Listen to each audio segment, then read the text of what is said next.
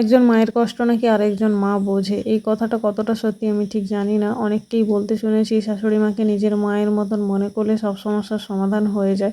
এই কথাটা আমার ক্ষেত্রে 100% মিথ্যে হয়েছে। শাশুড়ি মাও তো কোনো না কোনো একদিন নতুন মা হয়েছিল, তো উনি তো বোঝে যে ডেলিভারির পর কতটা সমস্যা হয়, কতটা শরীরে কষ্ট থাকে। দিনের পর দিন রাতের পর রাত এইভাবে রাত জেগে বাবুকে নিয়ে বসে কাটিয়ে দিয়েছি। বাবু একটা সময় ছিল একদম বিছানায় শুতে চাইতো না, সবসময় কোলে থাকতে চাইতো।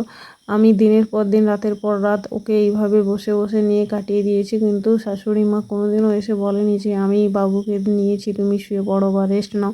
শাশুড়ি মা তো বাদই দিলাম, নিজের বড় এই দিনগুলো খুশির দিন ছিল, কিন্তু খুশির দিনের সঙ্গে সঙ্গে এই দিনগুলো খুব কষ্টের দিনও ছিল আমার কাছে। প্রত্যেক মায়ের কাছে তার নিজের থেকে বাচ্চা আগে হয়। তো ডেলিভারির পর আমার ভীষণ পরিমাণে কোমরের যন্ত্রণা হতো, তাই বেশিরভাগ দিন এইভাবে বালিশের ওপর হেলান দিয়ে বাবুকে নিয়ে বসে রাত জেগে কাটিয়ে দিয়েছি।